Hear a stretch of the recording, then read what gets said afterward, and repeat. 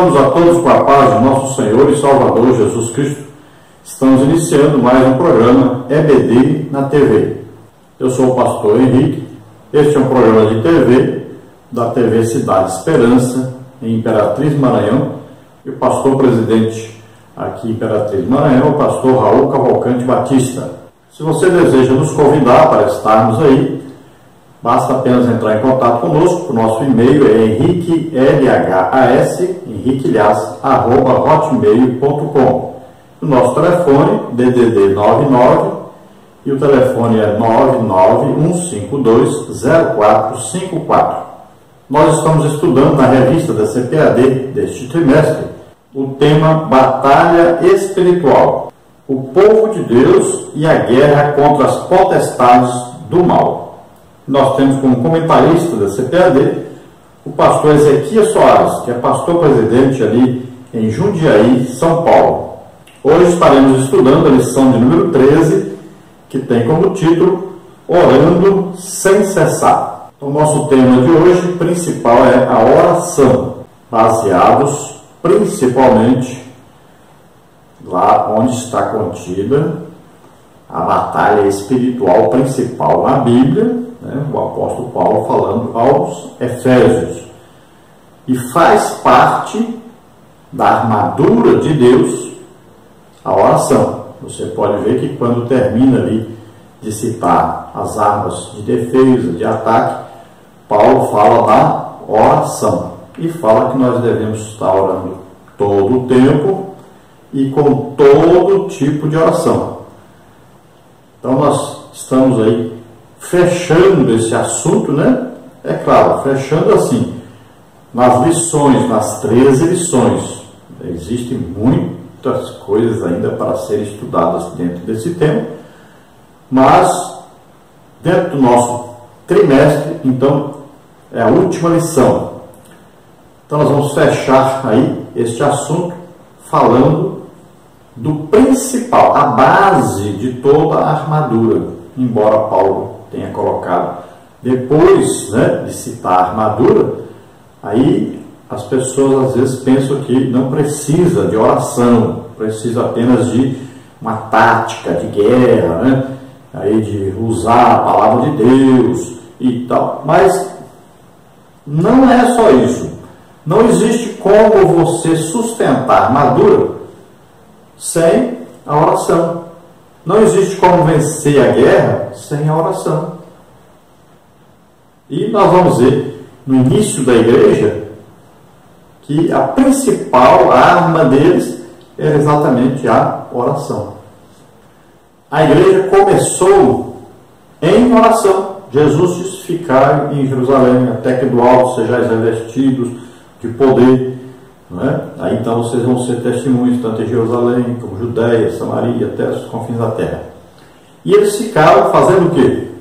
Orando, aguardando a promessa de Jesus, que estava já prometida em Joel capítulo 2, do derramamento do Espírito Santo. E o que eles estavam fazendo quando receberam o batismo do Espírito Santo? Estavam orando. Que posição eles estavam do corpo? Estavam assentados quando receberam o batismo do Espírito Santo. Então eles passaram ali um período de oração, 10 dias de oração. Jesus convidou 500 e ali tinha cerca de 120. Os outros estavam ocupados nos seus afazeres, foram embora, não esperaram. 120, quase 120 reunidos, estavam assentados, estavam orando quando receberam o batismo do Espírito Santo. Assim a igreja começou, orando. Os apóstolos disseram: escolha aí 7 homens dentre vós, para distribuir a comida. Nós vamos nos dedicar ao quê? A doutrina e a oração. Olha aí, a liderança da igreja dando exemplo. Doutrina, oração, duas coisas principais para um obreiro, para um líder, para um pastor fazer. Nós vamos ver, primeiro milagre de destaque, quase 5.000 almas aceitaram Jesus. O que aconteceu? Pedro e João, na porta do templo, porta formosa, em nome de Jesus de Nazaré, Nazaré, levanta e anda em nome de Jesus. Pronto. do aleijado andou. Para onde eles estavam indo? Para o templo. Fazer o quê? Estavam indo orar. Então nós vamos dizer que a oração é a base da igreja, junto com o estudo da palavra de Deus, é evidente. E aí, a igreja começou assim, mas não vemos mais isso hoje. A oração não tem sido mais a base da igreja, de jeito nenhum. E aqui nós vamos usar então a leitura em 1 Tessalonicenses, falando de orar sem cessar. Lá em Efésios, Paulo diz o quê? Orando em todo o tempo. Então, todo o tempo nós estamos em comunhão com Deus através do Espírito Santo que mora em nós. E em tudo que nós vamos fazer, nós devemos o quê? Consultar o Espírito Santo, conversar com o Espírito Santo, né? Falar com o Pai, falar com Jesus. Todo o tempo. Em toda situação que nós estivermos, nós estamos conversando com Deus todo o tempo. A oração é um diálogo, uma conversa com Deus. Então, todo o tempo devemos fazer isso, durante o nosso andar, nosso caminhar. Agora, existem os momentos que nós vamos dedicar exclusivamente à oração. E aí, nós podemos orar coletivamente. Por exemplo, podemos orar em casa, com a nossa família, né? Na hora do almoço, na hora da janta, tem um momento de oração, um culto doméstico. São várias as oportunidades dentro de casa para orar. Temos o nosso quarto e temos que ter todos nós um tempo de oração, sozinhos com Deus. Jesus disse, entra no teu quarto, fecha a porta, fala com teu Pai em secreto e Ele te recompensará publicamente. Então tudo isso já está, a família está dentro de casa. Depois o quê? A igreja, não é? Então nós fazemos a oração coletiva na igreja. Temos a oração dos departamentos, né? Temos aí, por exemplo, a escola bíblica dominical. Antes de começar a escola bíblica dominical, temos aí uma oração, pelo menos uma meia hora de oração. Ao chegarmos na igreja, né? Na congregação, a oração. Sempre foi assim e deve continuar sendo assim. Ainda existe o que? As vigílias, né? Dedicadas exclusivamente a orar. Mas as vigílias foram dedicadas a cânticos. Se ora 5 minutos, canta 1 hora. Ora mais 5 minutos, canta 1 hora. Se conversa muito, se canta muito, mas oração mesmo que é bom, vai só se acabando. Ciclo de oração é o que? Todos os dias. Aí foram diminuindo. Hoje nós vemos, por exemplo, em São Paulo, é um dia por semana. É um absurdo, mas é a verdade, é a realidade. A oração vai só diminuindo.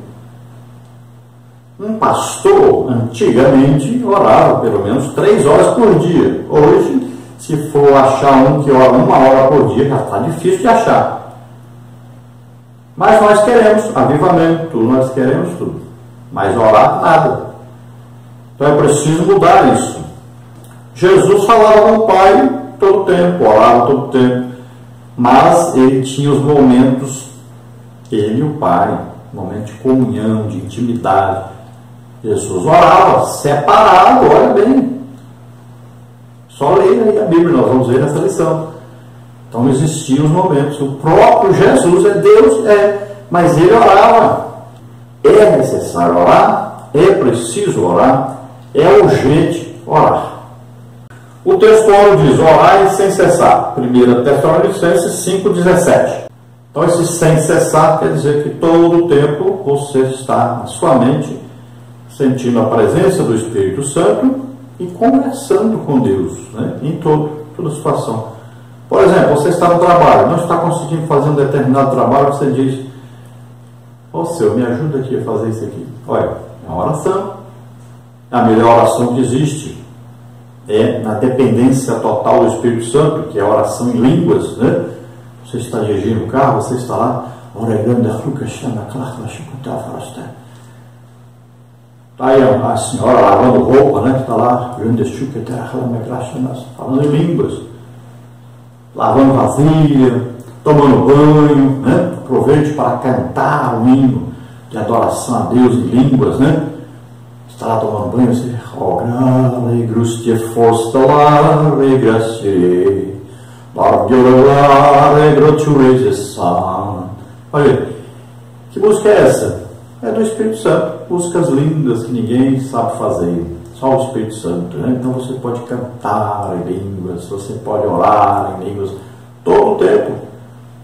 E Paulo diz que a oração em línguas edifica a cada um de nós. Nós falamos diretamente com Deus. A oração é perfeita. Então, vamos orar mais em línguas. Lá em Judas diz, orando na nossa Santíssima Fé, orando no Espírito Santo, né? Edificando-vos a vós mesmos. Olha aí. Então, está aí na palavra de Deus. Só seguir a orientação. A verdade prática diz, o Novo Testamento nos ensina que a oração deve ser uma prática contínua dos cristãos, desde a primeira até a segunda vinda de Cristo. Então a oração deve ser, começou assim e deve continuar sendo assim, uma prática contínua. Então a prática todo dia, todo o tempo. E isso começou desde a vinda de Jesus, né? Começou aí a haver essa oração que é diferente da oração do Antigo Testamento. Então, no Antigo Testamento se orava de uma maneira, porque ainda não tinha o quê? Jesus morrido na cruz e ressuscitado, por isso o Espírito Santo não tinha sido dado, né? Então a oração era diferente. Agora, a oração no Novo Testamento é uma oração que nós fazemos em comunhão com o Espírito Santo, e o Espírito Santo nos ajuda nesta oração. Então é diferente. E nós vamos orar sabendo que nós temos dois intercessores, né? Nós temos o Espírito Santo que intercede por nós, aqui na terra, está conosco, morando em nós. E temos um intercessor no céu, né? Jesus está à direita do Pai, onde intercede por nós. Olha só. Então, mudou muita coisa na oração, e nós temos que saber isso. Então, quando Jesus vier nos buscar, nós devemos estar fazendo assim, devemos estar orando, estar em comunhão com o Espírito Santo, estarmos sempre orando, fazendo a obra de Deus, né? Estudando a palavra de Deus, orando, jejuando. Isso é normal na vida do crente. Nós somos instrumentos de Deus, então nós devemos fazer aquilo que Jesus fazia. Jesus sabia a palavra de Deus, estudou a palavra de Deus, Jesus orava muito, Jesus jejuava e Jesus ministrava, pregava, ensinava e curava, libertava, né? Aí era instrumento de Deus em milagres, e nós devemos também sermos instrumentos de Deus. Nós vamos ver então que os dons do Espírito Santo se manifestavam através de Jesus. Então ele dizia coisas que aconteceram no futuro, revelava coisas no presente, né? Expulsava demônios, curava enfermos, fazia milagres. Olha, então são o quê? Os dons em manifestação, que devem estar presentes na nossa vida cotidiana. Vamos à leitura bíblica em classe, que está em Mateus 6, de 5 a 13, que diz assim: E quando orais, não sejas como os hipócritas, pois se comprazem em orar em pé nas sinagogas e às esquinas das ruas, para serem vistos pelos homens. Em verdade vos digo que já receberam o seu galardão. Mas tu, quando orares, entra no teu aposento e, fechando a tua porta, ora a teu Pai que vê o que está oculto, e teu Pai que vê o que está oculto te recompensará. E orando, não useis de vãs repetições como os gentios, que pensam que, por muito falarem, serão ouvidos. Não vos assemelheis, pois, a eles, porque vosso Pai sabe o que vos é necessário antes de vós lhe pedirdes. Portanto, vós orareis assim: Pai nosso, que estás nos céus, santificado seja o teu nome. Venha o teu reino, seja feita a tua vontade, tanto na terra como no céu. O pão nosso de cada dia dá-nos hoje. Perdoa-nos as nossas dívidas, assim como nós perdoamos aos nossos devedores. E não nos induzas à tentação, mas livra-nos do mal, porque teu é o reino e o poder e a glória para sempre. Amém.